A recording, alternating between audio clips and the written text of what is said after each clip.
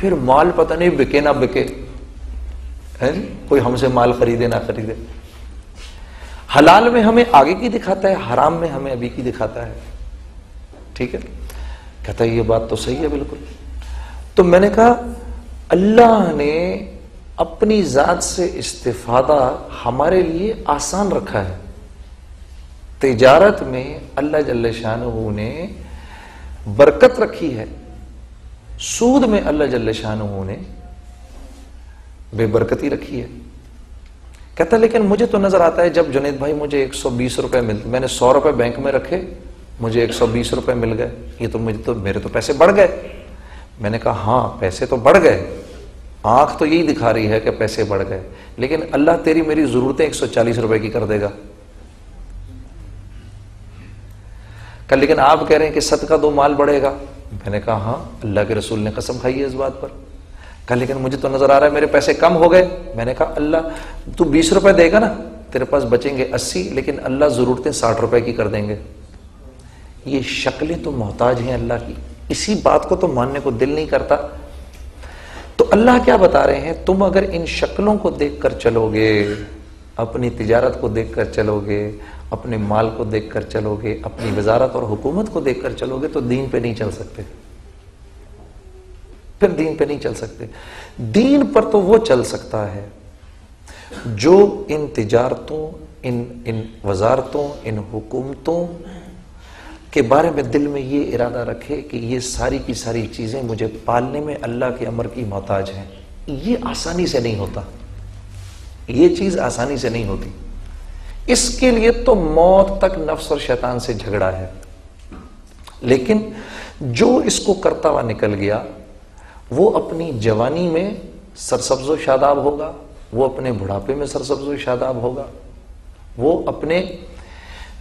اپنی تجارت میں لوگوں کے بدلنے کا ذریعہ بنے گا، وہ اپنی عمارت میں لوگوں کے بدلنے کا ذریعہ بنے گا. اب یہاں جتنے لوگ بیٹھے ہیں سب یہ کہہ رہے ہیں یار ہم ایک ایسے معاشرے میں رہنا چاہتے ہیں جو معاشرہ ایک سرسبز و شاداب معاشرہ ہو، اس میں سچ ہو، اس میں جھوٹ نہ ہو، اس میں لوگ ایک دوسرے کی عزت کریں، اس میں لوگ آپس میں محبت سے رہیں، اس میں حلال کمائی ہو، اس میں عورتیں پردے میں ہوں، اس میں فلاں فلاں فلاں فلاں. کون نہیں چاہتا؟ سب چاہتے ہیں جی، ہیں جی، سب چاہتے ہیں، بالکل سب چاہتے ہیں. استاد یہ چاہتے ہیں کہ طلباء ان کی عزت کریں، کون استاد یہ نہیں چاہتا؟ طلباء یہ چاہتے ہیں استاد ان کو صحیح سبق پڑھائیں، ان کی صحیح تربیت کریں، کون طالب علم یہ نہیں چاہتا؟ تو اللہ جل شانہ نے استاد کی مرضی کی ساری چیزوں کو طلباء کا دین بنا دیا، اور طلباء کی مرضی کی ساری چیزوں کو استاد کا دین بنا دیا. یہ دین ہے، اتنا آسان ہے. لیکن میرے عزیزو، وہ انسان معاشرے میں کوئی نہ کوئی چینج لا سکتا ہے جو خود اپنی زندگی کو چینج کرنے کے لیے تیار ہو. یہ اللہ کا فارمولہ ہے جو بات سمجھ میں نہیں آتی. کیونکہ یہ مشکل ہے. آدمی کی نظر اپنی ذات پر نہیں جاتی، وہ اوروں کو دیکھتا ہے. سوائے انبیاء علیہ الصلوۃ والسلام کے کوئی معصوم نہیں. ٹھیک ہے، سب غلطی کے پیکر ہیں. جب ہم ایسے اشارہ کرتے ہیں بھائی تو ٹھیک ہو جا، تو دراصل ہم یہ نہیں دیکھتے کہ یہ 3 انگلیاں میری طرف بھی اشارہ کر رہی ہیں. جنید اس کا ٹھیک ہونا اتنا ضروری نہیں جتنا تیرا ٹھیک ہونا ضروری ہے.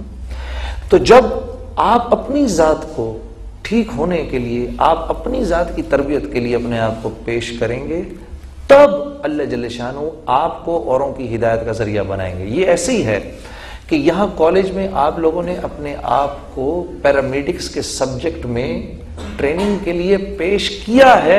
اب جب یہ ٹریننگ کمپلیٹ ہوگی تو اللہ جل شانہ آپ کو اوروں کی تکلیف کے دور ہونے کا ذریعہ بنائیں گے.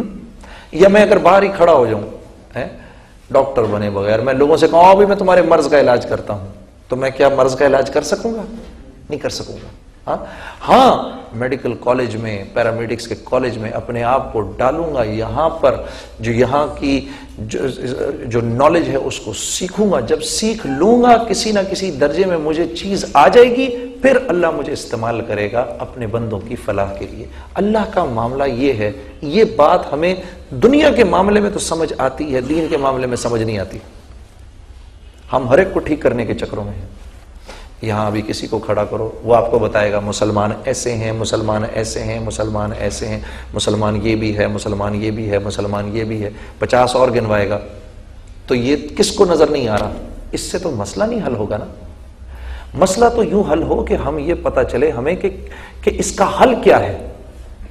اس انبیاء علیہ الصلوۃ والسلام معاشرے کے مسائل کا حل لے کر آتے تھے۔ یہ میرا تمہارا کام ہے بحیثیت مسلمان، ہم نے اس معاشرے اور ساری انسانیت میں جتنے بھی معاشرے ہیں اور جتنے بھی لوگ ہیں، ان سب کی فلاح کا فارمولہ میں نے آپ نے دینا ہے سب کو۔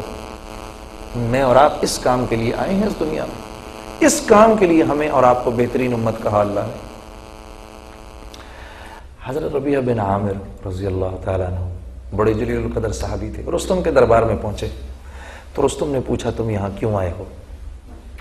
انہوں نے کہا ہم آئے نہیں، ہم تو بھیجے گئے ہیں۔ کنتم خیر امت اخرجت للناس، اس کا مطلب بیان کر دیا ان کو کہ تم بہترین امت ہو کیونکہ تم ساری انسانیت کی طرف بھیجے گئے ہو۔ تو رستم نے پوچھا کہ تمہیں کس نے بھیجا ہے؟ پھر دوسرا جواب دیا، ہمیں اس اللہ نے بھیجا ہے جس نے مجھے اور تمہیں اور اس ساری کائنات کو بنایا ہے۔ کہا اچھا، اس اللہ نے کیوں بھیجا ہے؟ کہا اس لیے بھیجا ہے۔ 3 جواب دیے جو کہ میرے تمہارے لیے، ہر آنے والے مسلمان کے لیے اس دنیا میں راہ عمل ہیں۔ کیا 3 جواب دیے؟ پہلا جواب، اس اللہ نے ہمیں اس لیے بھیجا ہے تاکہ ہم لوگوں کو انسانوں کی غلامی سے نکال کر ایک اللہ کی بندگی میں کھڑا کر سکیں۔ اللہ نے ہم کو اس لیے بھیجا ہے تاکہ ہم لوگوں کو دنیا کی مشکلات سے نکال کر اسلام کی وسعتوں میں داخل کر سکیں، تاکہ ہم لوگوں کو ظالموں کی بے اعتدالیوں سے نکال کر اسلام کے عدل میں کھڑا کر سکیں۔ ہم اس لیے بھیجے گئے ہیں۔ یہ 3 کام ہیں ہمارے، یہ ہمارے اس دنیا میں آنے کا مقصد ہے۔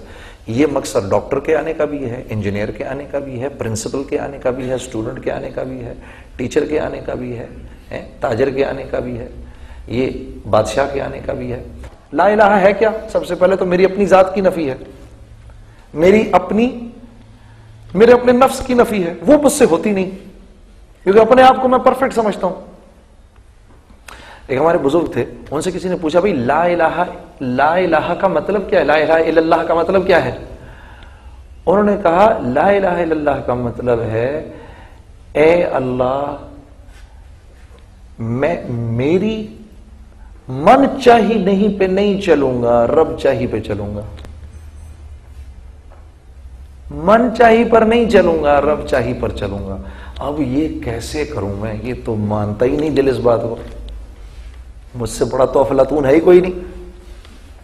میں کیسے اپنی منمانی چھوڑ کر جنید جمشید کے بتانے پر چلوں، یا مولوی طارق جمیل کے بتانے پہ چلوں، یا فلانے کے بتانے پہ چلوں، یا فلانے کے بتانے پہ چلوں؟ میں تو خود سب سے بڑا افلاطون ہوں۔ اس چیز نے شیطان کو مروا دیا۔ جب اللہ نے کہا نا سجدہ کرو آدم کو، تو اس نے کہا یہ مٹی کا بنا ہوا کل کا بچہ، میں اس کو سجدہ کروں؟ میں آگ کا بنا ہوا؟ سجدے کے لیے 100 سال فرشتے حضرت آدم کے سامنے پڑے رہے سجدے میں، 100 سال۔ یہ 100 سال تک منہ پھیر کے کھڑا رہا، میں نہیں کروں گا۔ اللہ نے موقع دیا، ابھی بھی کر لو، ابھی بھی کر لو، ابھی بھی کر لو، ابھی بھی کر لو۔ 100 سال کا موقع دیا۔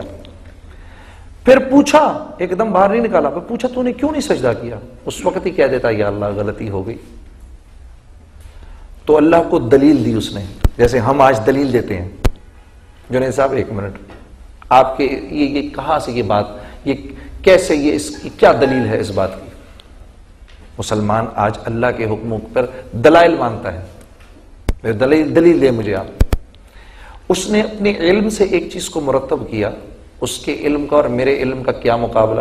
یہ ایسے ہی ہے جیسے میں اپنے 1.5 سال کے یا 1 سال کے بچے کو وہ آگ میں ہاتھ ڈالنا چاہ رہا ہو، میں اس کو روکوں تو کہ ابا تو مجھے کیوں روکتا ہے، پہلے دلیل دے مجھے اس بات کی کہ تو مجھے کیوں روک رہا ہے تو اس آگ میں ہاتھ ڈالنے سے. ہاں تو میں اس کو دلیل دوں گا یا ایک اس کو چپت رسید کروں گا؟ تو اس بچے کی اور میری عقل میں تو کچھ موازنہ ہو سکتا ہے، بندے اور رب کی علم میں اور عقل میں کیا موازنہ ہو سکتا ہے؟ اللہ نے جب عقل کو پیدا